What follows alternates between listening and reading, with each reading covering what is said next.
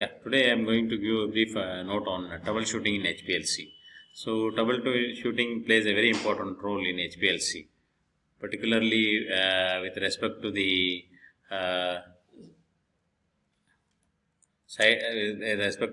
troubleshooting which occurs during the method development or method validation. When you go for the when you select any method, so you have to go for the uh, methodology. So what the students should be able to learn after this is troubleshooting in HPLC.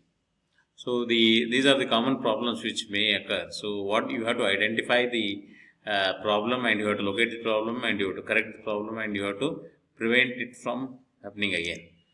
So you have to check the fittings, ferrule, tubing problems. So usually the dead volume may occur. Compression fittings, the constituents of the ferrule or net or a seat, they must be fit exactly. So when proper matted, the tubing will be meet the bottom of the fitting port without any dead volume. So dead volume can result in peak shoulders and peaks also. So the rectification of this one is fittings and ferrules of different companies are not compatible. Then the capillaries, the inner diameter of the capillaries should be reduced from pump to detector, that is 0.5 to injector to the detector 0.2 mm in diameter, especially when you use narrow bore columns 3 mm or 2 mm IRD, or using gradients, the inner diameter and length of the capillaries is of great importance. So large ID capillaries can result in the wide peaks also. A very long tubings can result in bad peak resolution. So especially when changing to the narrow bore columns. So the rectification is tubing related extra column effects will be minimized by using the short lengths of the small bore. So the solvents, so use only chemicals and solvents of high purity. You have to use. Filter all solvents and buffers by using 0.45 micron filter. So always preferably we have to use HPLC grade solvents. They have been previously filtered. So acetate buffers are better than the phosphate buffers, but look at the UV observance. Preparing of buffers, acids and base is often better than preparing the aqueous solvents. So this is a degassing of solvent which plays an important role, as we are all aware. When you prepare the mobile phase, there may be a possibility of the dissolving impurities in the form of droplets in mobile phase. So in order to avoid that one, you have to go for the degassing. So here what happens, a solution of the mobile phase can result in the bubblings and the pump reliability problems. So detector noise and often sets problem as other detectors. So heating is the most effective way to remove gas solvents, but it is inconvenient. So helium degassing is efficient in just a few minutes. Vacuum degassing is also useful. So the solvents, solvent purity and the mixing problems. Solvent impurities and results in ghost peak, especially when you use the gradients. So mixing problems can be results in there may be a possible baseline drift and a bad reproducibility, retention time, peak shoulders and ghost peak will be resulted. So the problem can be avoided by using the HPLC quality only. So you should not use or unfiltered buffers. Phosphate buffers can precipitate with organic solvents, and it may lead to due to their concentration variations. So sample solubility, the sample should be dissolved in the eluent. If this is not possible, the injection volume must be very small. So using wrong solvents to dissolve sample can result in the bad reproducibility of the retention times, and it may lead to peak shoulders or usual peak doubling and ghost peaks also. So the solvents which commonly results in ghost peaks and retention times are changing. So the process of cleaning by using the water diluted in nitric acid, water, isopropanol, or water. So you have to go for the sonication. Sample injectors. So sample overload may result in the asymmetric peaks and earlier retention time. So generally the sample masses, not the volume, causes overload. So high sample volume can result in the wide peaks. So changing to the narrow bore columns to the injector volume must be reduced to avoid the overload.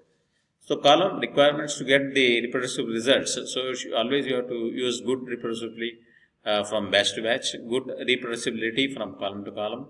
So good peak symmetry, good efficiency and selectivity. So the reasons for the column problems may be column lifetime, reproducibility, high back pressure and even efficiency. So you can prevent by using the pre or God column, which is silica insoluble in polar ionic phases. Then pH stability of the most of the reverse phases is limited to 2 to 7.5 pH. Avoid radical changes of the eluent conditions. The mobile phase must be filtered and degassed.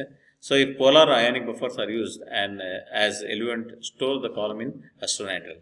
So rising pressure could be signal to the change in the pre-column. And the pressure to high, and when column is added to the pump and injector, so you have to go for the back flush and you have to replace the frit, or you need to replace the column, back flush columns also, remove frit and exchange. So pour too high, so clogged between, and you have to stop the pump. So when the column and detector are added to the pump and injector, so column and detector cell may break, so you have to replace the tubing. So this can be avoided. So and resulting in the high pressure. So possible causes when there is a pre-column blocked and you have to change the pre-column. So when column head blocked, so you have to change filter of column head, flush column, change column. And if suppose if the capillary is blocked, so you have to change the capillary. The possible cause is no flow. Then it may result in no flow or leak. So you have to check the pump, check frit, check mobile phase composition and fix the leak. So sample injection is not reproducible. Check sample injection system. Then the noise or drift. The possible cause is column is not in equilibrium. So you have to go for the flush the column. Impurities elute slowly from the column. So flush column with strong eluent. So enrichment of the impurities. Flush columns, improve sample cleanup, use HPLC grade solvents, and differences in temperature, so column or detector, so you have to use column thermostat in order to avoid the problem. And sometimes air bubbles, so as I mentioned earlier, so for the air bubbles you have to go for the degassing of the mobile phase using back pressure regulators. So detector lamp, so replace the detector lamp, the expected life is 1000 hours. So electrical interference, you have to use voltage stabilizer in order to avoid this troubleshooting problem. Then ghost peaks. So peaks from previous injections may be there in this column. So solution, use longer run time, flush column with strong solvents after each run, very important. So improve sample cleanup, use gradient elution. Unknown sample compounds, so you have to improve the sample cleanup. So column contamination may take place, you have to flush the column with strong solvents after each run. So it improves the sample cleanup. Then solvent impurities, so you have to use preferably HPLC grade solvents. So mixing problem of the mobile phase, dissolve the sample into mobile phase. Oxidation of the TFA, that is peptide mapping when you are going for the separation. So you have to prepare freshly, daily use antioxidants. Then peak tailing. Peak tailing usually results in column overload. So this can be avoided by decreasing sample size, increase column diameter, use higher capacity stationary phase. So interfering of the peaks or impurities. So you have to improve the sample cleanup, adjust mobile phase, check volume with the test mixture, use HPLC grade solvents. Silanol interactions, so use modifiers, particularly you have to use triethylamine so to increase buffer or salt concentration. So when you go for the ion pair chromatography, so where you need to have low mobile phase, use base deactivated columns. So suppose if a blockade of column frit, because you have to replace the frit and inline filters. So inline filters can be avoided, and sometimes there may be chances of peak doubling or splitting of the peaks. So sample volume too large or column overloaded. So reduce sample volume and dilute sample, inject samples preferably in mobile phases, sample overload, and you can avoid the there is a blockade and you have to replace the fins and you have to use the injector or flow. So increasing retention time. So flow rate is decreasing, you have to fix the length, replace pump seals. So remove bubbles and check and activate sides of the block packing. Sometimes there may be a loss of bondage station phase, keep mobile phase between the mobile phase checking. Temperature decreasing, you have to use always thermostat. Decreasing retention time. So flow rate is increasing, you have to check the pump and check the flow. So if the column overloaded, decrease the sample size, loss of bonded stationary phase, keep mobile phase pH between 2 and 7.5. So mobile phase combination changing. So check the pump and check the fluid, avoid evaporation or degradation of the mobile phase. So temperature increasing, and you have to use the column. So there may be chances of retention time changing also, flow rate variation.